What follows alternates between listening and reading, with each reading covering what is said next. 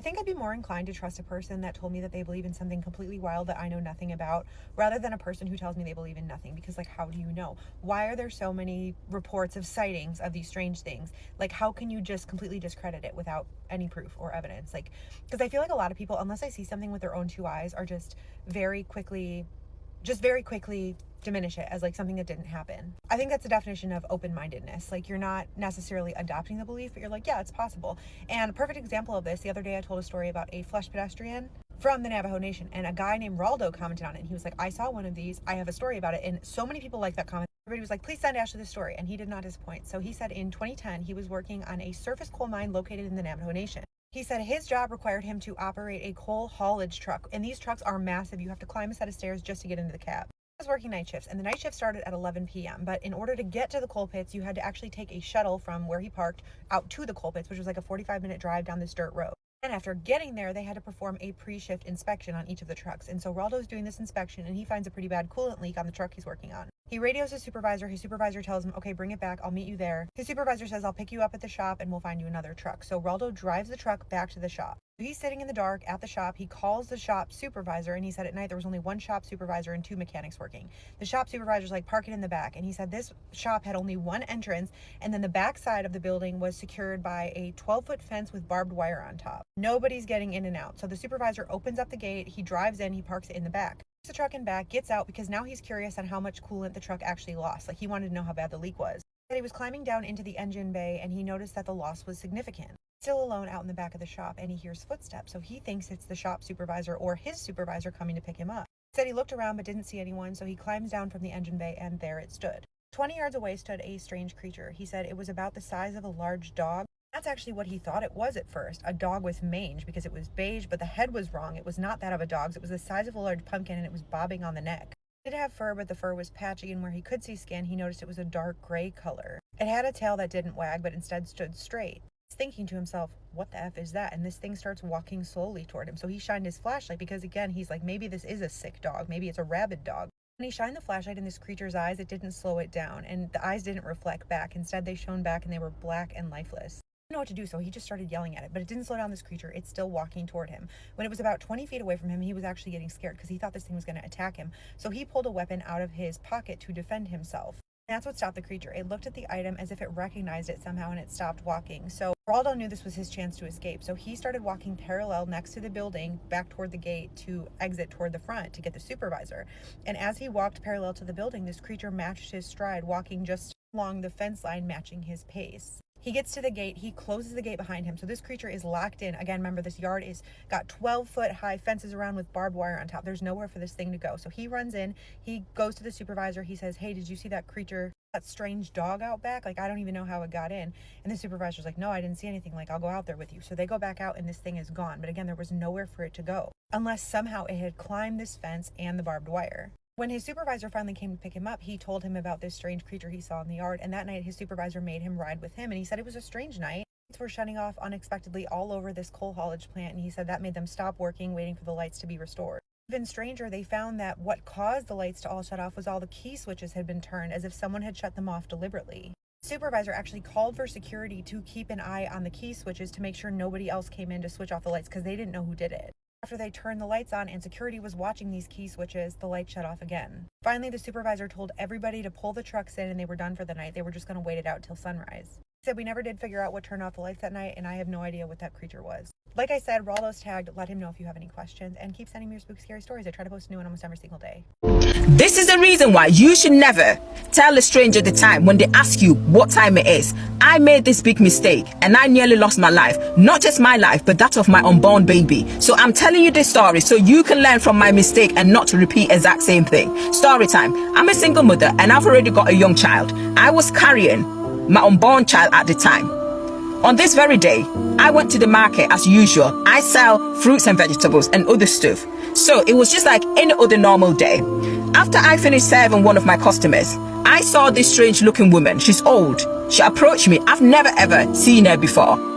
She asked me the most weirdest question, and I never thought much to it. I thought she was there to buy something, but she said, my daughter, what is your time? What is your time? So, me being naive, not paying much attention, I took my phone, looked, and I said, it's 1 p.m. She didn't even thank me. She gave me this unsettling look, this unsettling smile. I never forget. As soon as she left, I started experiencing really sharp pain in my stomach. Pain, very unbearable. I sat down. After a while, it wasn't settling down. It was getting more intense. So it scared me and I packed up and went home. I got home, I made something for myself and my son to eat. After eating, I bathed him, read him a bedtime story. I also bathed and I went to bed. Tell me why I woke up at exactly 1 a.m. in the morning to something calling my name. At first, I thought I was dreaming. But then when I sat down, I heard my name being called out loud again. This time very clear, I could hear it. I panicked. I did not know what to do, but I started praying. Shortly after me hearing my name being called, tell me why exact same sharp pain I experienced earlier on came on again. I did not know what to do. I clenched on really, really tight. I did not know where this pain is coming from and why I'm experiencing this pain. I prayed and I prayed and I prayed. Then the next day, I still had to go and sell because I've got a child to feed. So I went to the market, although the pain was still there. When I got there, the pain was not great. My customers noticed and they asked me, "Are you okay?" And I pretended. Then looked up and I saw that same old woman, the one that asked me, "What is your time?" standing across from my stall, staring at me, this intense stare. And I didn't know what was going on. She didn't alter a word, nothing, but just stared at me. Her face looked very cold. This sent chills down my spine. The pain in my stomach got really intense. It was too much to bear. When I sat down and looked up again, the woman had gone. It was as if she has disappeared into thin air. I didn't know what is going on. Then I go home. Come 1 a.m. again, I woke up to this banging sound on my door. It was 3 times. Then my name being called again. This time, the voice sounded really weird.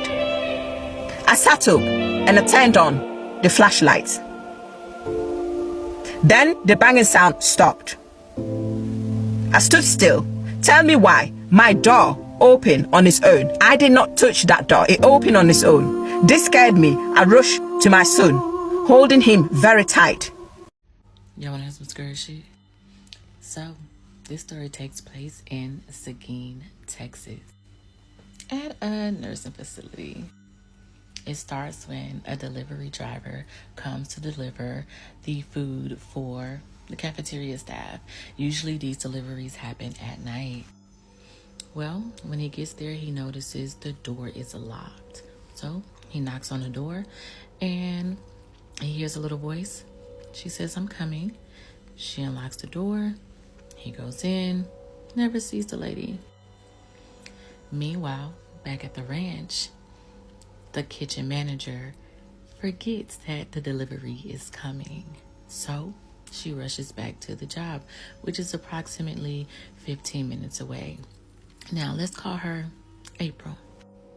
She gets there and she tells the delivery driver, "I'm so sorry. I forgot that you were coming." He says, "No, it's okay.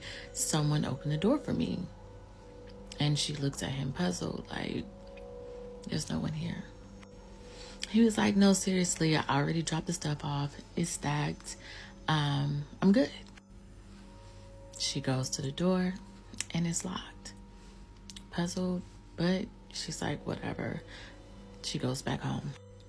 The next incident occurred when the night staff, and we know how we get hungry, so they decide to go raid the kitchen. Well, upon entering the kitchen, they hear a shrill voice telling them to get out. "These snacks ain't for y'all." They run out because they didn't see anyone. And the voice echoed through the kitchen. They didn't say anything because they weren't supposed to be in there anyway. Now, a few days later, one of the nurses was checking her patient's blood sugar, and he was hypoglycemic, meaning his blood sugar was extremely low. She had no glucagon, which is something that we use to bring a patient's blood sugar back up really fast. So she runs to the kitchen, hoping that there's overnight staff left. She gets there and she sees the head of a lady, and she beams on the door. Well, the lady opens the door. She says, I need orange juice. I need orange juice. The lady points and tells her, go get it, sweetie. You're more than welcome. So the nurse gets the orange juice and does what she has to do. The next morning, after giving report, the nurse goes to the kitchen and talks with April. She says, I would like to thank Julia for letting me in. We really needed that orange juice last night. April said, Julia who? She said, the older woman that's here at night sometimes. April goes in her drawer and pulls out a picture of her and Julia. She said, is this her? The nurse says, yeah, that's her. She's here at night a lot. April says she couldn't possibly be. She died 2 years ago. The nurse is immediately flushed and she just walks out in shock. April then sits down and thinks about all the incidents that happened, including the delivery driver incident.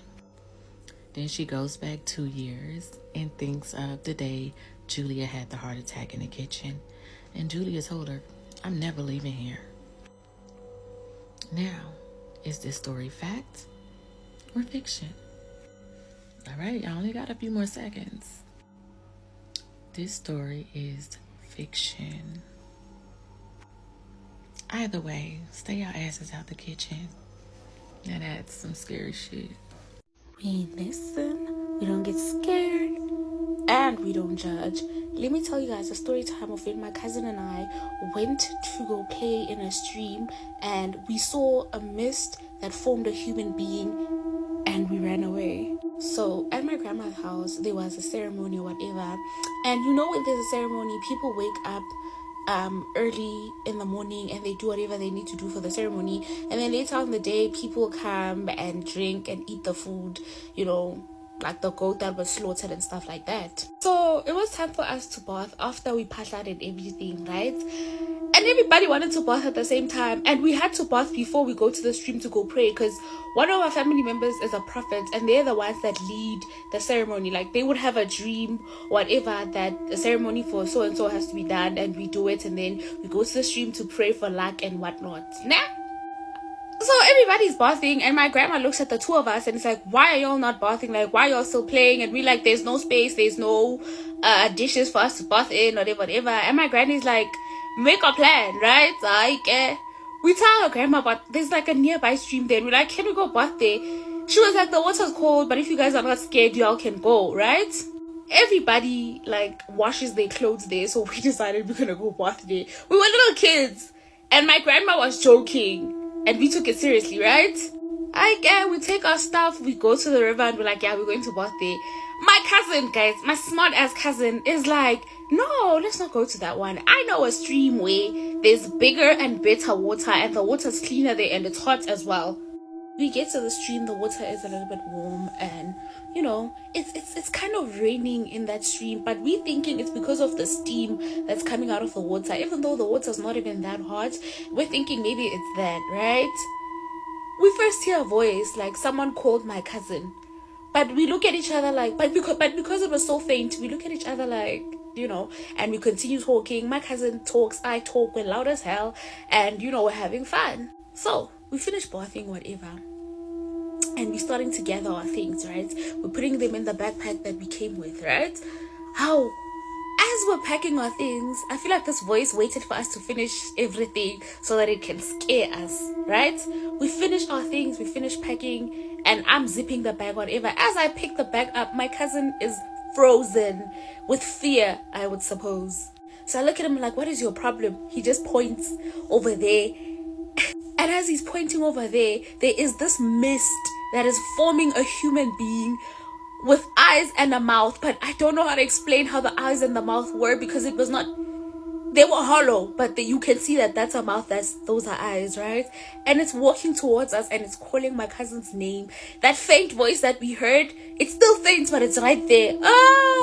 I grab the bag, and me and my cousin hold each other's hands, and we start running. We're sprinting home.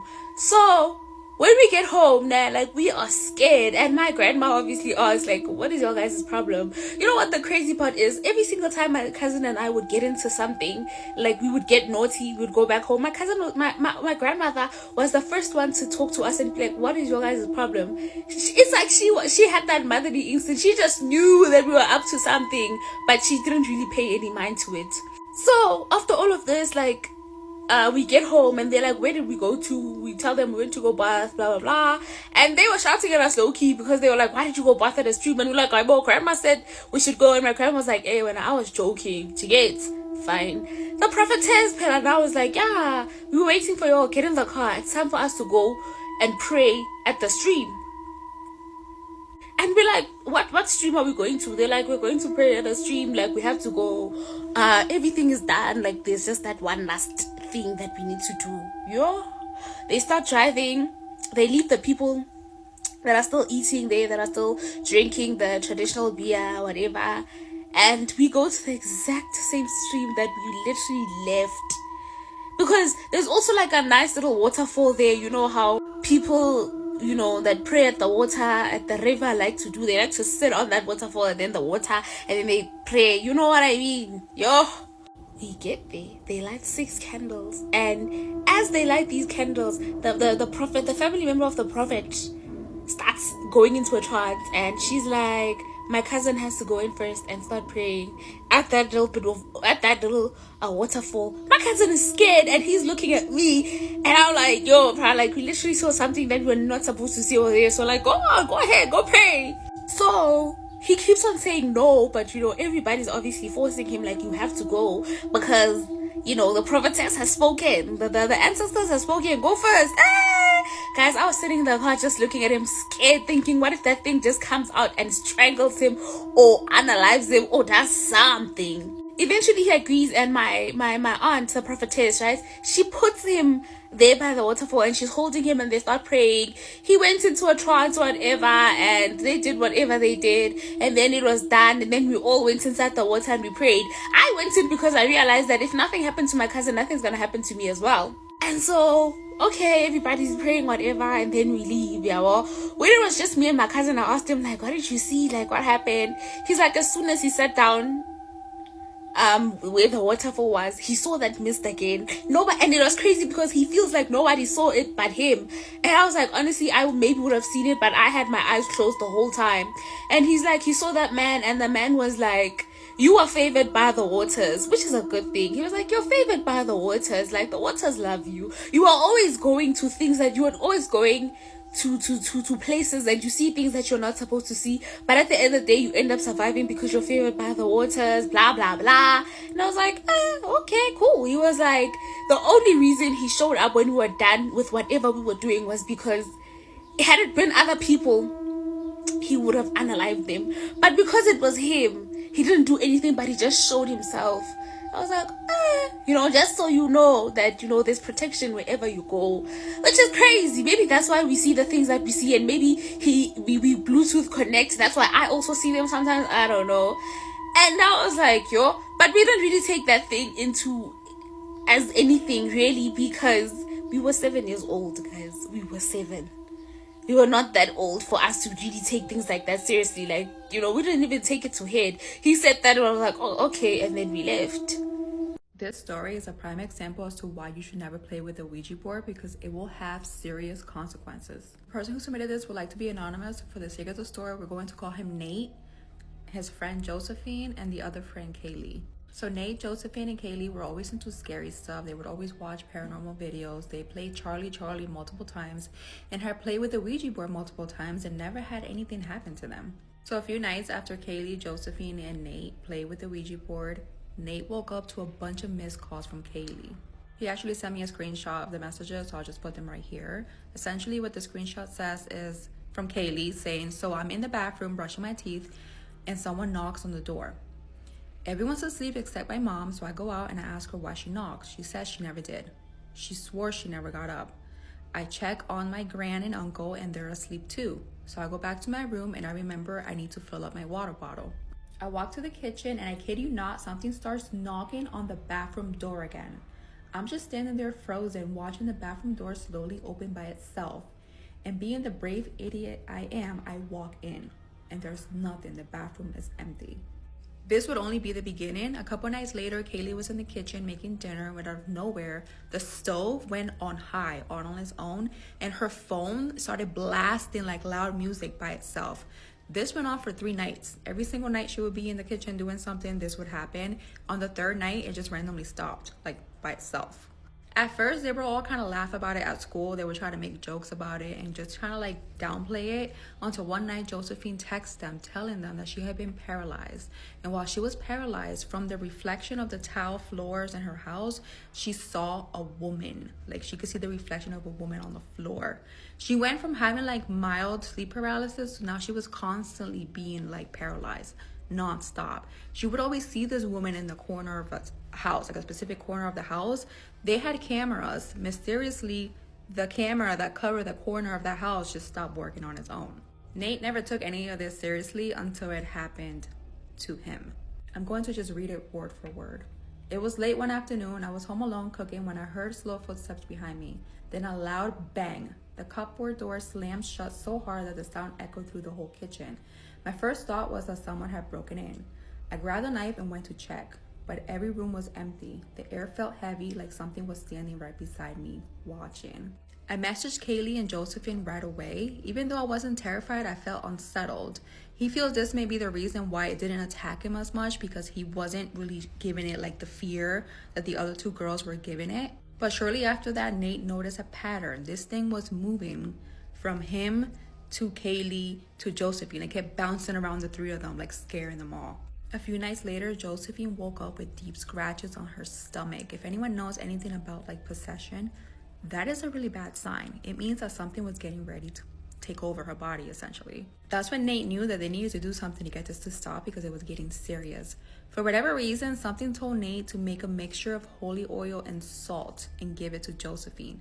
This worked, and whatever was attacking her stopped. Nothing has happened to them since then, but Nate does want to add that he's not going to end this with the usual, this is why you should never mess with those games, because we didn't learn. Apparently, they still played with the Ouija board all the time. Just recently, something strange happened to Kaylee again, and it reminded me of this whole thing and how it started. So, once again, don't open doors that you may not be ready to close, or that you may not even know how to close. Playing with the Ouija board is essentially you opening a portal and allowing literally anything to come through.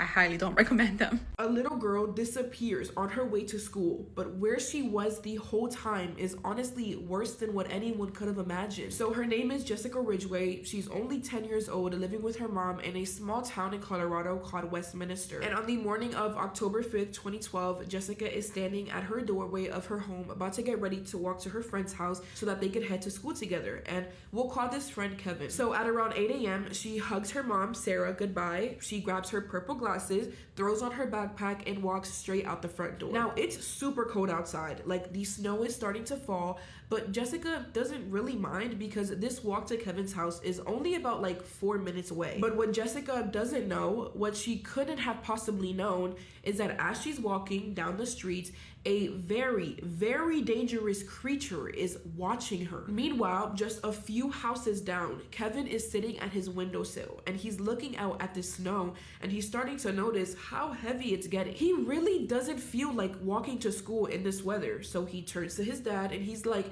hey, can you drive me and Jessica to school? She's walking here right now. And so his dad looks outside and he sees the snow coming down harder, and he agrees without hesitation. He's like, yeah, sure, we'll wait for her and then I'll take both of you guys. So they wait and wait and wait, but oddly, Jessica never shows up. Now, Kevin's dad is checking his watch and he's realizing that school quite literally starts in less than 10 minutes. And if he doesn't leave anytime soon, then Kevin will be late. So he turns to Kevin and he says, look, we cannot wait any longer. Maybe her mom ended up driving her. Let's just go. So they leave, assuming that everything is fine. But when Kevin gets to school, he immediately starts looking around for Jessica. He's checking the hallways, scanning the cafeteria, looking for her everywhere, but still she's nowhere to be found. And when the bell rings for homeroom and the teacher starts doing roll call, just going down the list of names one by one, when she gets to Jessica's name and calls it out, there's only silence. Now, this isn't normal. Like, Jessica is never absent without some sort of note from her mom. So her teacher very quickly marks her absence and sends the note down to the front office,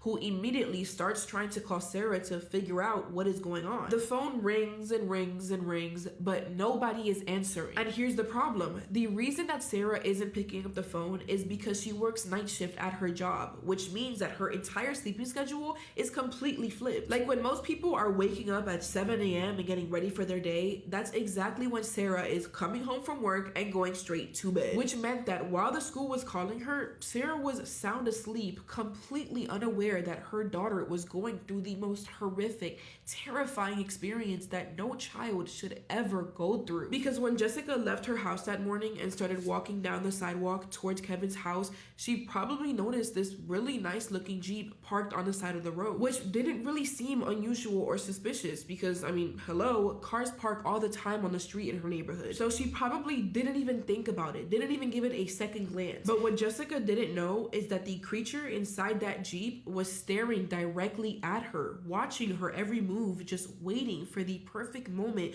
to strike. And that creature's name is Austin Sigg. He's only 17 years old, and he has been sitting in this car for who knows how long, just waiting, planning, obsessing over this exact moment for weeks, maybe even months. You see, Austin wasn't some random predator who just happened to be driving through the neighborhood that morning. No, he lived just 1 mile away from Jessica's house, which meant that he knew this area inside and out. He knew the route that kids would take to school. He knew what time they would leave their houses, and he knew when their parents weren't watching. And for months leading up to this exact morning, Austin has been consumed by these dark, incredibly disturbing fantasies about abduction and control and murder, spending hours and hours researching serial killers online, studying how they operated, learning about dismemberment and how to get away with taking someone's life. And even more disturbing is that he is enrolled in mortuary science classes, and I'm probably not saying it right, but just know he's literally being taught how to handle dead bodies,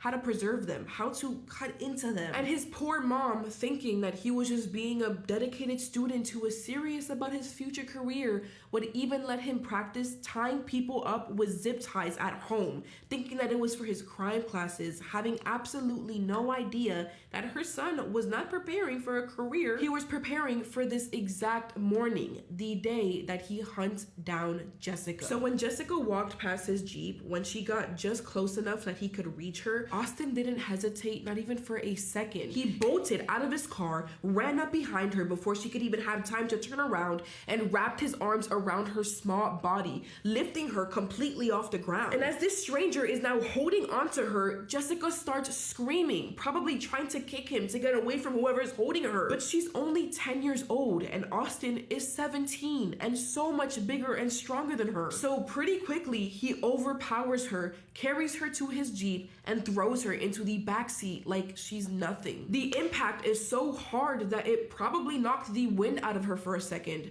and before she can even catch her breath to scream for help, Austin slams the door shut and the whole car shakes. He then pulls out a pack of zip ties, probably the same ones that he was using to practice with at home, and he grabs Jessica's wrists and he wraps the plastic so tight around her that it digs into her skin, binding her ankles and her hands together so that she can't fight back or try to open the door and escape. And Jessica, this little girl, while all of this is happening, is so scared, so completely and utterly terrified beyond anything that she has ever experienced in her entire life, that she loses control of her bladder right there in the back seat, and she wets herself. And now, on top of everything else that she's feeling, she's probably also feeling humiliated and scared and thinking, no, this cannot actually be happening right now. And as she sits there shaking and crying, and I applaud her courage for this, Jessica starts screaming at him, "Who are you? What are you going to do to me? Why are you doing this?" But Austin just looks down at her with this scary, calm expression on his face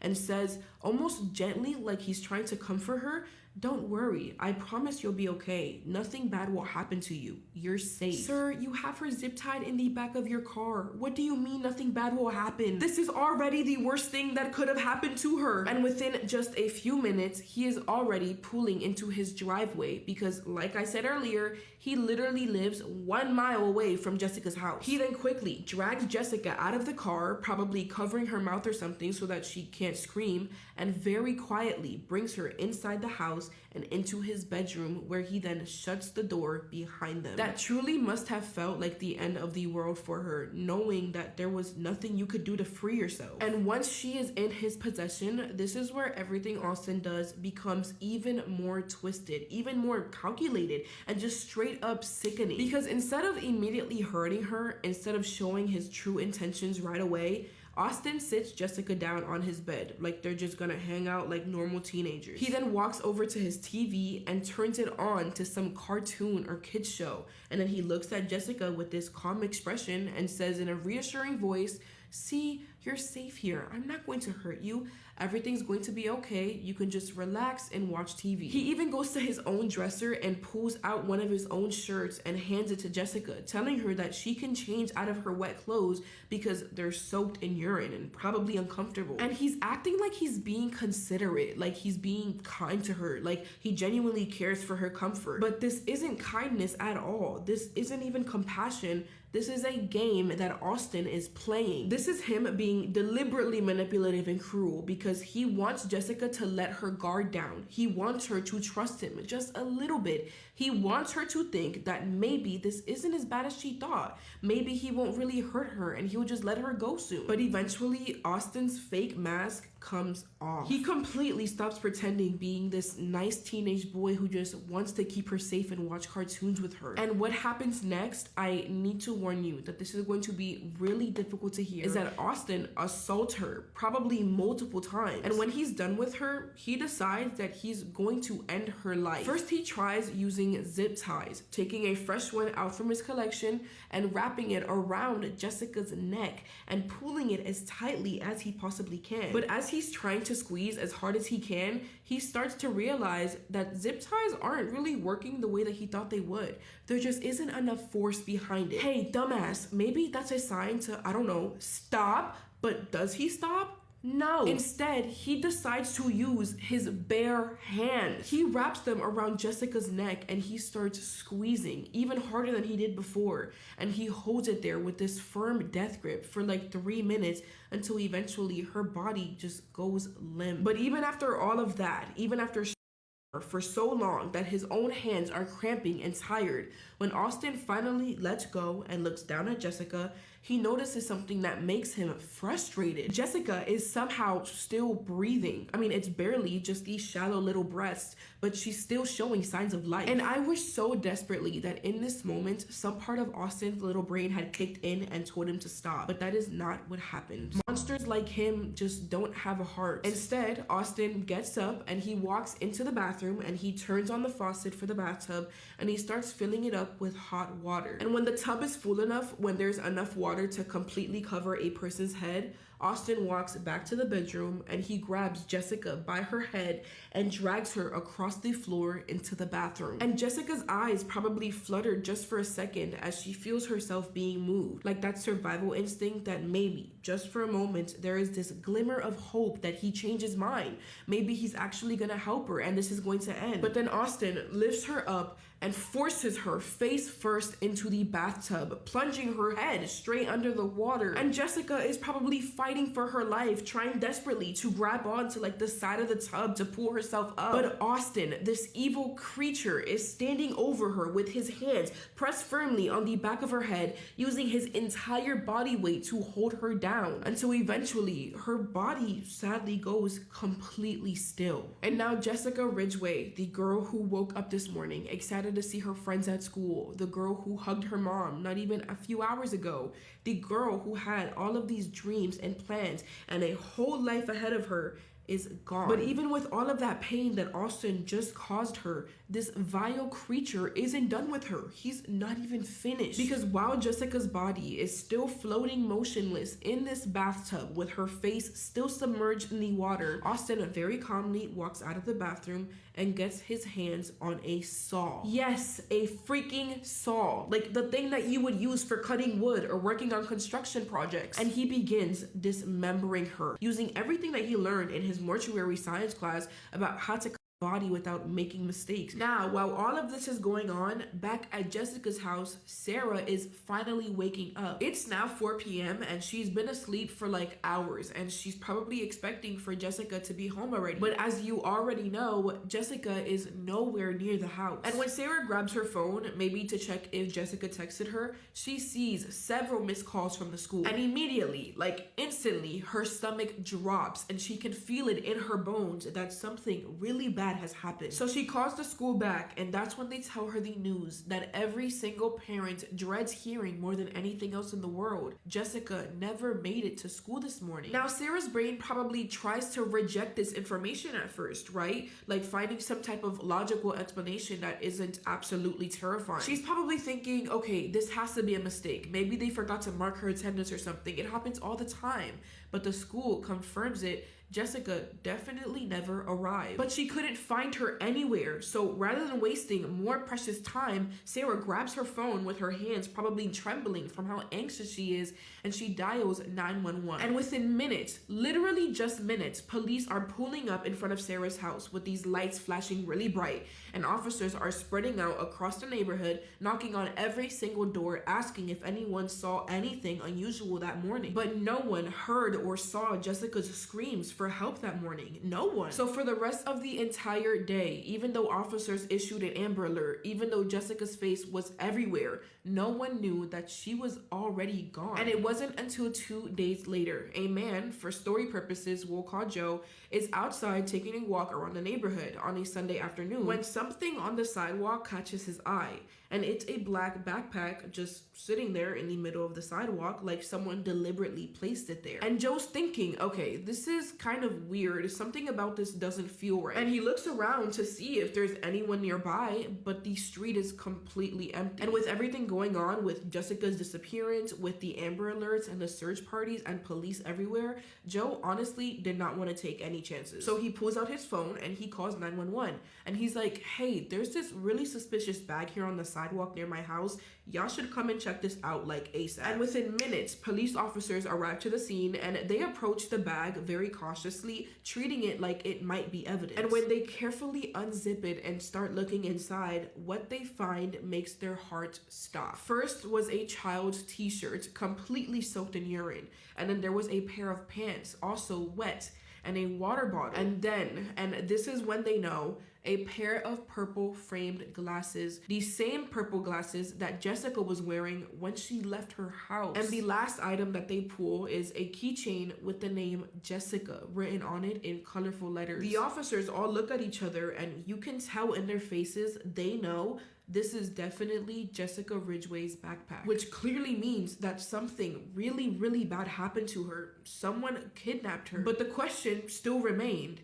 who? Now, you and I obviously already know the answer to that question, but neither the officers or Sarah know that Austin, this 17-year-old boy who lives just 1 mile down the road, already kidnapped Jessica and killed her. And after taking her life, Austin quickly realizes, oh crap, this is a problem. Like, I've made a huge mess here and my mom's coming home soon. And as he's probably pacing back and forth thinking, oh my god, where do I put her? Where do I hide this? That's when this genius over here decides to just shove Jessica's body parts into this crawl space under his house. Real smart, Austin. You really thought that went through, didn't you? And at some point, Austin either sees the news or maybe an officer knocking on his door asking about Jessica, and he realizes that people are actually looking for this girl. And so now he knows it's only a matter of time before he actually gets caught. So either late that night or early morning on Sunday, he decides to grab Jessica's backpack along with her urine-soaked clothes and drive about 6-7 miles away to this random neighborhood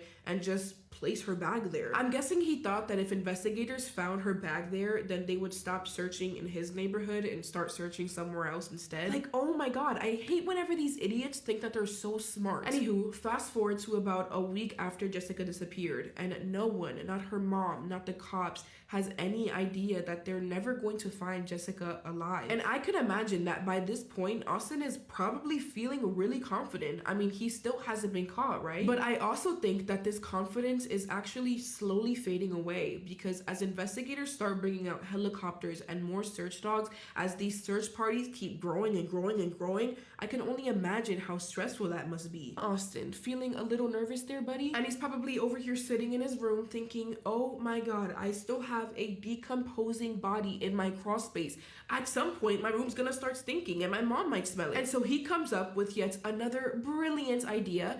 I'll just get rid of some of the parts. And that's exactly what he does. He grabs some of Jessica's remains and puts them inside of this black garbage bag. And then he drives to this isolated field in Arvada, about 7 miles away from Jessica's home, looking for where he can dump them at. And he ends up finding this spot like near a culvert, and he checks to make sure that no one's watching. And then he just leaves the bag there like it's regular trash. Then he drives home, probably thinking that he just covered his tracks, probably feeling like he just outsmarted everyone. But spoiler alert, he didn't. Because 3 days later, on October 10th, 5 days after Jessica disappeared, some maintenance workers are working out in that exact field doing their regular rounds, picking up trash. And one of them spots this black bag near the culvert. And he's probably thinking, okay, this is just regular trash. So he plans on walking over there to toss it into his trunk. But when he lifts the bag, he immediately notices that it's way heavier than it should be. And there is this awful stench coming from it. So he sets it back down and he opens it. And I don't know why he did that, but he did. And what he finds makes him stumble backwards so fast that he almost falls. And I'm not even gonna go into all of the gory details because it is genuinely horrific, and I honestly don't think that any of us need this image in our heads. And so eventually police arrive and they secure the area, and they carefully collect the remains and rush them to the coroner's office. And they pretty quickly figure out that these remains 100% belong to Jessica Ridgway. So now these investigators, some of whom are parents themselves, are sitting here in this room. Some of them are bawling their eyes out because now they have to try to figure out a way to make this horrible phone call to Sarah. They have to tell this mother that her little girl is never walking through her front door again, never going to give her another hug, never going to grow up and go to college and get married and have her own kids. All of that is gone now because of one evil teenager. Now at this point, no one still has any idea who could have done all this. All they knew is that from the DNA evidence that they collected is that the perpetrator is a male. That's it. But then one afternoon, so about 2 weeks after finding that bag, a mother calls 911. And she sounds really distressed, but she takes one deep breath and says this. Hi, I need you to come to my house. My son wants to turn himself in for the Jessica Ridgway murder. So it turns out that for reasons that I don't fully understand, maybe Austin felt that investigators were like closing in on him. Maybe the guilt was eating him alive. Who knows? But he woke up one day and very anxiously walked over to his mom, Mindy, and said, "Mom, I have something horrible to tell you." And his mom, probably feeling like her entire world started to crumble, immediately asks what's wrong. And that's when Austin confesses everything. How he took Jessica, how he killed her, how he cut into her body in their bathtub, and how he put her pieces in their crawl space. And as you can imagine, Mindy's jaw absolutely hit the freaking floor. Like, imagine hearing that your own son, your own child, confesses that he did something so unspeakably evil to a little girl. Like, what do you even do in that moment? Is there a guidebook called What to Do When Your Son Becomes an Absolute Monster? But despite her feelings, despite the fact that that's her son, Mindy knew exactly what she had to do. She knew that her son had gone way too far and that she did not want him to hurt anyone else. And so the mother that called 911 that afternoon, turning her son in, was Mindy. And as she continued explaining to the dispatcher how her son did it, she said the sentence, "Her remains are in my house." That's not a sentence that you would ever expect to say, you know? Eventually, Mindy passes the phone to Austin and he starts saying, "I did it. I murdered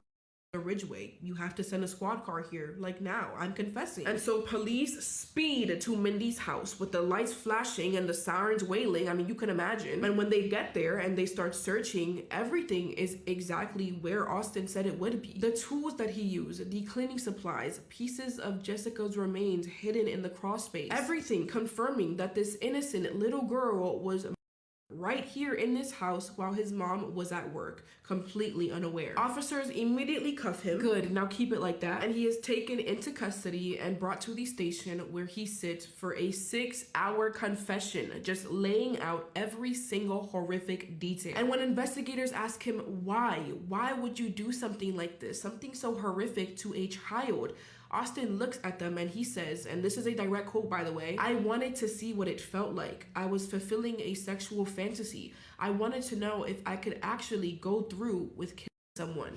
What? Okay guys, I'm done. Keep him locked up, please. Austin got tried as an adult and sentenced to life in prison without the possibility of parole. Oh my God, why am I so obsessed with that sentence? Let me say it again.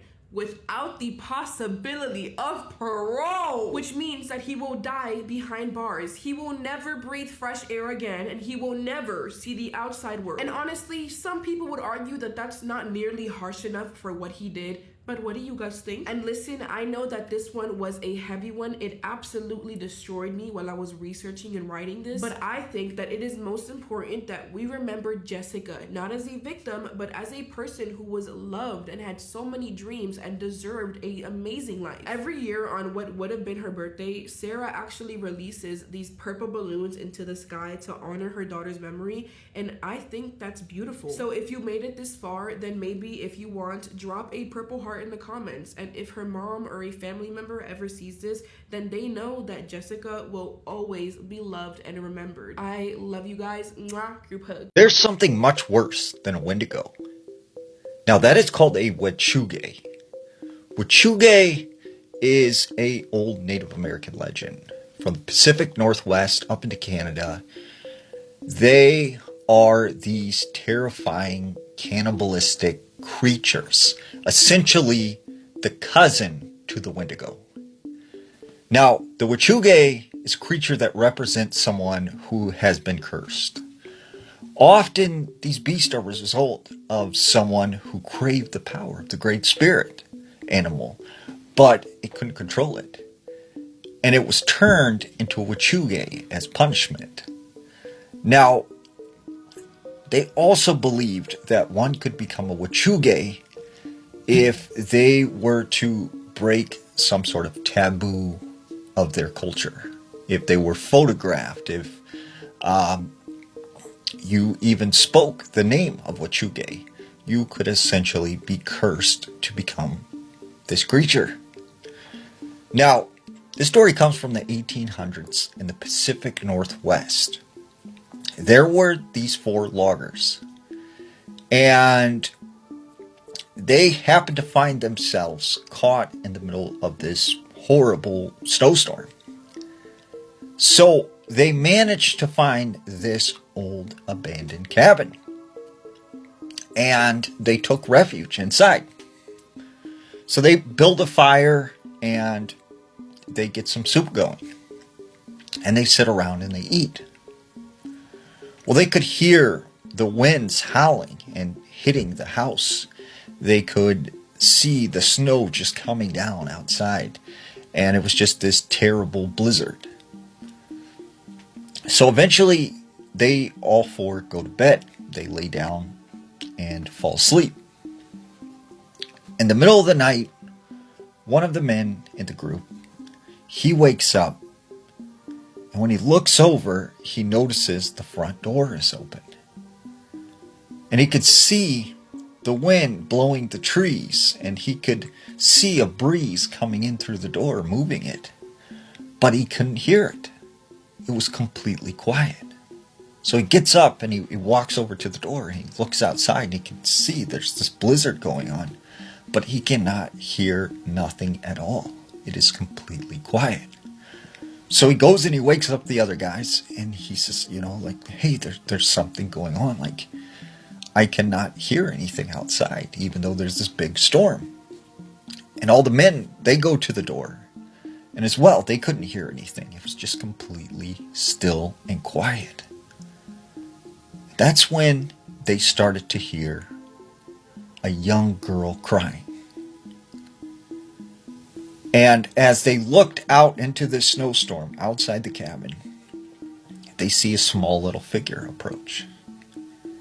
And as it came closer to the cabin into the light of the fire, they could see it was a small girl. And she was wearing just some sort of Native American fur coat. She has no shoes, no socks, no feet coverings. She's completely barefoot. And she's walking in the middle of the snowstorm. So they run out to her and they say, "Oh my gosh, like, are you okay? Are you all right?" And they bring her into the cabin. Well, they start trying to talk to her, like, "What are you doing out in the middle of a snowstorm? Like, where are you from? Where are your parents?" But she doesn't speak any English. So they get her some soup and they get her to bed. And she lays down and falls asleep. So they start talking amongst themselves, like, where did this girl come from? Like, who is this? Like, there's no Native American tribes around in this area. So eventually they all go back to bed. And in the morning, that same man who had woken up and found the door open, he wakes up to the cabin being ice cold. And when he looks over, the fire in the fireplace has gone out. And all of the men that were with him have been mutilated. Their blood, their guts are everywhere, all over this cabin. Something has attacked them. And this little girl is nowhere to be found. So the man gets up and he starts looking for this girl. And when he goes outside the cabin, he finds sort of this trail of blood spots. And he finds these tiny little footprints. And they are leading out into the forest. So he follows them. And he gets into the woods. And he said that's when he sees this little girl. And she is covered in blood. And she is dragging something along. It's one of the men that was with him in the cabin. And that's when he sees this young girl transform into this 7-foot tall, hideous creature that was just skin and bones and had very large antlers, big red eyes, sharp, jagged yellow teeth, and these long, dangly fingers. And it is covered in sort of ice. And is dragging this man off into the woods. And it lets off this terrifying scream. About a week later, this man is discovered. And he is found by a couple fur trappers. And when they find him, he's in a very bad state. So they bring him back to this trading post. And after several days, they nurse him back to health. When he gets his strength back and he's able to walk around, he is at this house. He leaves the house and he goes to this sort of local pub gathering space. And when he goes inside, there's a Native American man with this young girl. And as he looks at the young girl, he recognizes her as the creature he had seen in the woods.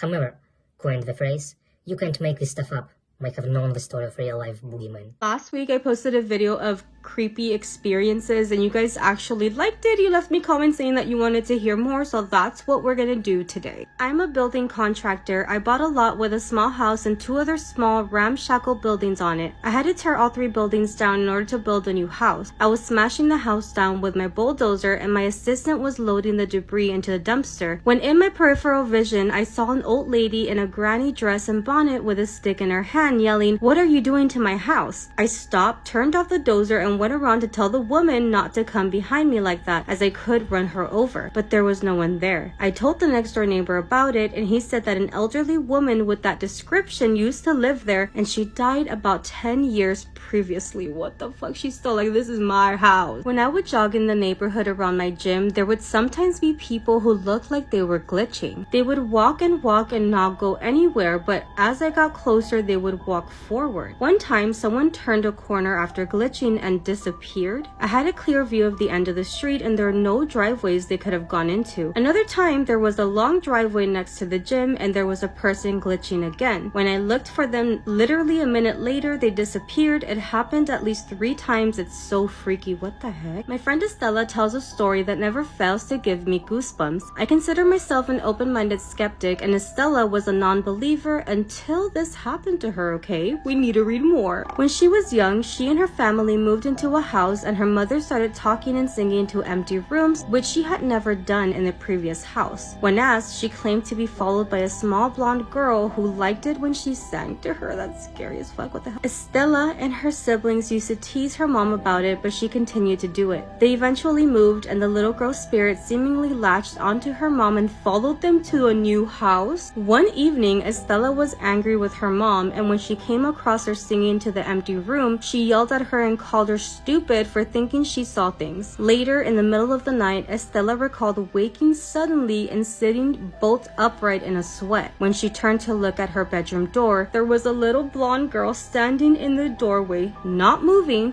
not threatening, just gazing at her, making sure she was seen. Yep, that would make me a believer as well, because what the heck? At least she was not threatening. She was just like, hey, yeah, I'm here. You need to stop screaming at your mom before I get your ass. Just kidding. That was just me. That was what I added. Not, little girl did not say that.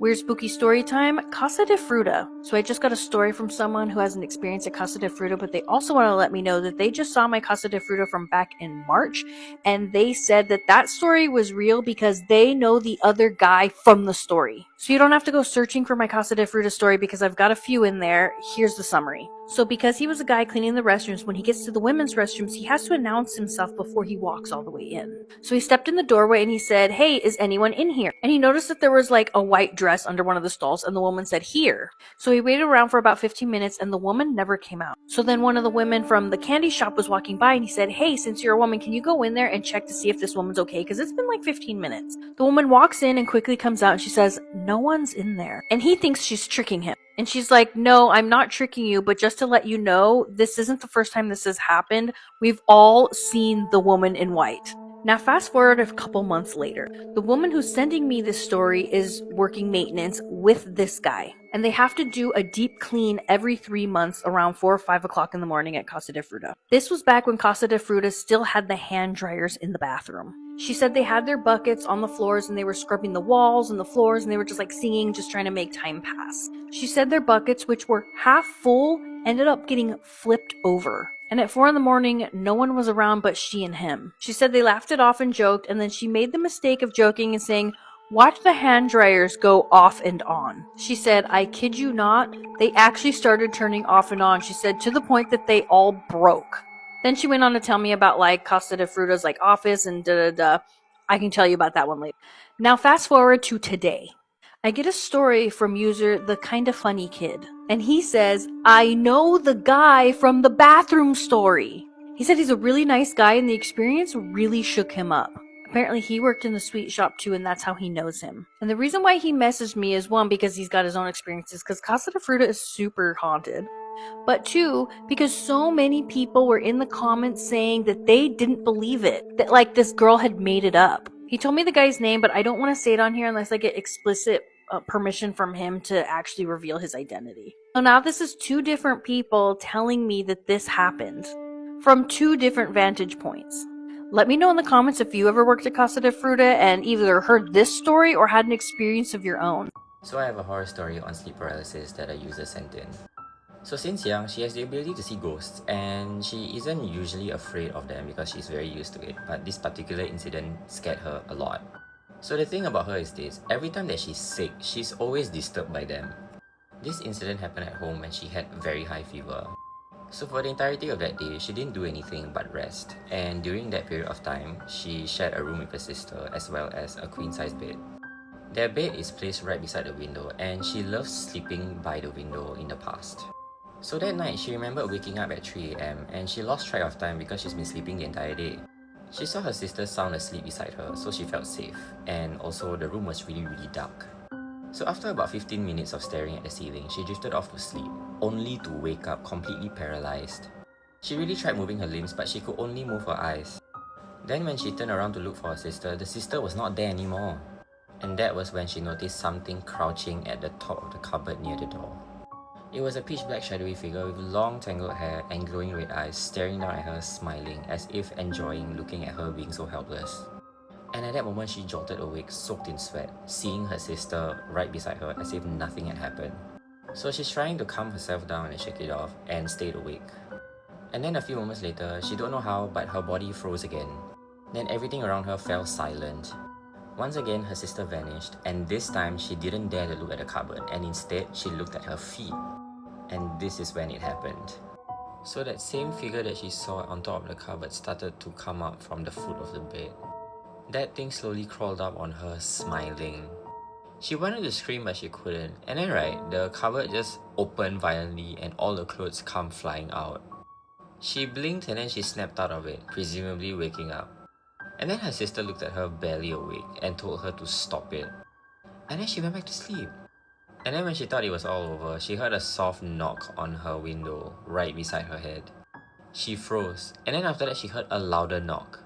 So the sister also heard it and woke up, and she asked her, what was that?